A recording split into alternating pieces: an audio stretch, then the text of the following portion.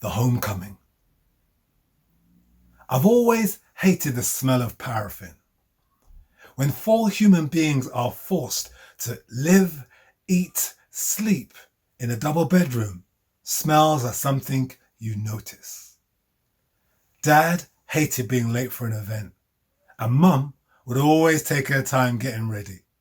Irene, you know what time it is? You know I can't stay to the end. You'll have to get the bus back with the boys. Irene's second-born, Kenroy, was a 10-pound baby. The nurse nicknamed him Cassius Clay.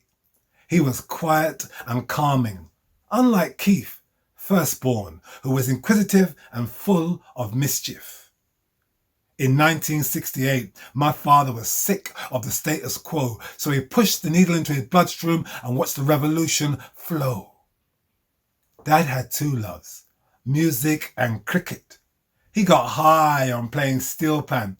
He couldn't hit the boss at work, so at the weekends, he hit cricket balls out of the park. Mum was thin like thread when she arrived in England. Her brothers came first and sent the money for her fare. I tell you something.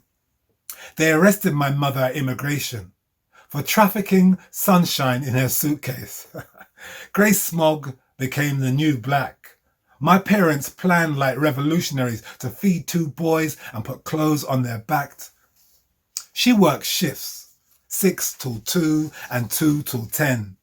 Rested her swollen ankles on a number 19 bus, one hand turning the corned beef and rice, the other rubbing her round stomach.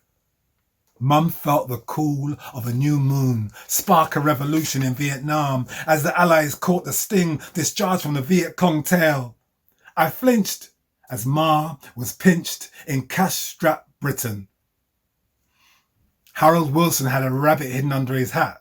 He said workers toil for extra half hour for no pay, so the government coffers could leave the red and enter the black. England needed a facelift, a Botox injection of colour.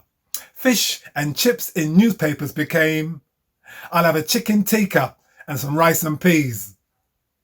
Morris dancing at summer fetes morphed into when last you went to a party and the music grip you, whoa, whoa.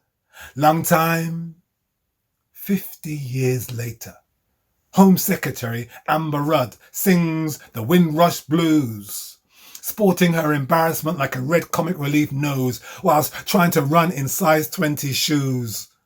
But she dropped and bust her head like a Humpty Dumpty, and all Teresa's women and men couldn't put Amber Rudd together again.